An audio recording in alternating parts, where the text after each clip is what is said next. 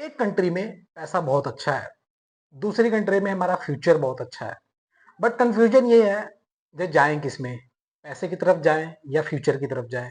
तो इस वीडियो के अंदर मैं दोनों को कंपेयर करने वाला हूँ, जी हम कंक्लूजन निकालते हैं जो दोनों में से एक ऐसी जगह मिल जाए हमें जहां पे पैसा भी अच्छा हो जाए, हमारा फ्यूचर भी अच्छा हो जाए। क्योंकि कुछ लोगों का गोल सिर्फ ये होता है कि हम पैसा कमाएं और अपना घर आ जाएं। कुछ लोगों का ऐसा गोल होता है कि हम वहीं अपनी फैमिली लेके सेटल्ड हो जाएं। तो हम दोनों को कंपेयर करके देखते हैं जी कौन सा हमारे लिए ज्यादा बेटर है। तो सबसे पहले हम शुरू करेंगे जॉब्स को लेकर। देखो, सबसे पहले हम बॉस्निया की बात करते हैं। 2025 के अंदर 9000 से प्लस वर्क परमिट्स निकले थे वहां पे।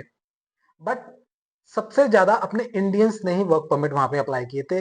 933 वर्क परमिट हमारे इंडियंस के निकले थे। तो टॉप रैंकिंग में हमारे इंडियंस ही हैं। इसका मतलब यही है कि बॉस्निया के अंदर वर्क परमिट मिलना ज्यादा आसान है, क्योंकि इसके अंदर जो जॉब्स भी निकली थी वो कंस्ट्रक्शन और फैक्ट्री के अंदर सारे परमिट्स निकले थे। जिन्होंने होटल लाइन के अंदर या किसी और डिपार्टमेंट के अंदर अप्लाई किया था, उनके वर्क परमिट्स नहीं निकले थे। अब यहीं अगर मैं सर्बिया की बात करूं, सर्बिया के अंदर देखो, सर्बिया सारे टाइप के वर्क परमिट्स जितने भी होते हैं, जितने भी वर्कर्स हैं, सबको परमिशन देता है, सबको परमिट्स देता है। बस तुम्हारा कंसल्टेंट या जो भी एजेंसी है वो जेन्युइन होनी चाहिए। यहाँ पे कंस्ट्रक्शन से लेकर, आईटी से लेकर, स्किल से लेकर, हेल्थ केयर से लेकर सबको वर्क परमिट मिलता है। बस ये है जे बॉस्निया के अंदर वर्क परमिट मिलना थोड़ा सा आसान है। सर्बिया के अंदर अब मिलना थोड़ा सा मुश्किल है, क्योंकि अब तुम्हारा जो कार्ड बनता है उसके अंदर तुम्हारा वर्क परमिट भी होता है और तुम्हारा रेजिडेंस परमिट भी अब एक ही कार्ड के अंदर होता है।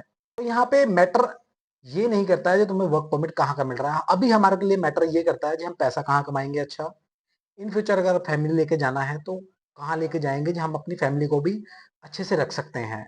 अब इसके साथ में अगर मैं एक चीज ऐड ऑन करूं, जो हमारा परमिट जो होता है, देखो बॉस्निया का जो वर्क परमिट में हमें मिलता है वो 1 साल का मिलता है। बट अगर सर्बिया की तरफ देखें तो सर्बिया 3 साल का वर्क परमिट एक ही बारी में देता है। तो यहाँ पे सर्बिया ज्यादा मैटर करता है। हम सोचेंगे सर्बिया की तरफ जाना, क्योंकि हम 1 साल से जाने से अच्छा 3 साल के वर्क परमिट में अगर सीधा जाएंगे तो वो ज्यादा बेटर है हमारे लिए। अब आपका फेवरेट क्वेश्चन, सैलरी के बारे में बताओ जी, सैलरी दोनों में से कौन सबसे ज्यादा देता है। ऑफ कोर्स सर्बिया बोस्निया से ज्यादा सैलरी देता है, बिकॉज यहाँ पे सारे टाइप के वर्क परमिट्स आपको देखने को मिल जाएंगे, सारे टाइप के वर्कर्स देखने को मिल जाएंगे। बोस्निया के अंदर ज्यादातर अपना कंस्ट्रक्शन या फैक्ट्री वर्कर्स ही ज्यादातर देखने को मिलते हैं, और वहाँ पे कंपनीज हायर करती है डायरेक्ट। यहाँ पे आप सीधा एजेंट के थ्रू कोई अच्छी स्किल भी ले सकते हो। और अगर बेसिक सैलरी की बात करो तो सर्बिया के अंदर आप बेसिक सैलरी 800 से 1100 यूरो के बीच में मिल रही है, ओवर टाइम लगा के ज्यादा। बॉस्निया की तरफ बात करूँ तो बॉस्निया के अंदर अगर देखा जाए तो महीने का आप वही 50 से 60 हजार रुपये बचाओगे, इससे ज्यादा नहीं बचा पाओगे। तो अगर यहाँ पे देखो तो सर्बिया ज्यादा बेटर है कमाई के मामले में। बट इसके साथ आपको खुश नहीं होना है। ऑफ कोर्स सर्बिया ज्यादा सैलरी दे रही है, बट इसके अंदर आपका एक्सपेंस भी अगर देखा जाए तो उसके बाद हमें पता लगता है कि हम सेविंग्स कितनी कर पाते हैं। देखो, बॉस्निया के अंदर कंपनी तुम्हें हायर कर रही है, तो रूम फूड सारा कुछ ट्रांसपोर्टेशन बॉस्निया की कंपनी ही करती है वर्कर्स के लिए। मान लो उनकी अगर 900 यूरो सैलरी है तो वो पूरी की पूरी उनकी बचती है। बट सर्बिया के अंदर कई कंपनीज ऐसी हैं जो नहीं देती हैं, जो बाय एजेंट के थ्रू सीधा वेयर हाउस की कंपनी में काम करने जा रहे हैं, उनको रूम्स वगैरह नहीं मिलते हैं। उनको अपना रेंट, अपना फूड, अपना ट्रांसपोर्टेशन सारा कुछ खुद करना पड़ता है। तो अगर सेविंग्स की बात करूँ तो बॉस्निया में सेविंग्स आप ज़्यादा अच्छी कर सकते हो, बट लाइफ स्टाइल देखा जाए तो सर्बिया का ज़्यादा अच्छा है। अब अगला सवाल ये है कि चलो, हमें सैलरी का पता लग गया, लिविंग एक्सपेंस का पता लग गया। अगर इन केस मेरा मन करता है कि मैं इन्हीं कंट्रीज के अंदर सेटल्ड हो जाऊं और अपनी फैमिली को क्या मैं अपने परमिट्स के ऊपर बुला सकता हूँ, तो देखो सर्बिया तो सीधा कहता है जी जो आपका कार्ड बन रहा है वो परमिट प्लस रेजिडेंस कार्ड है, तो आप उसके ऊपर अपनी फैमिली को बुला सकते हो और डॉक्यूमेंटेशन का इतना कोई झंझट भी नहीं है।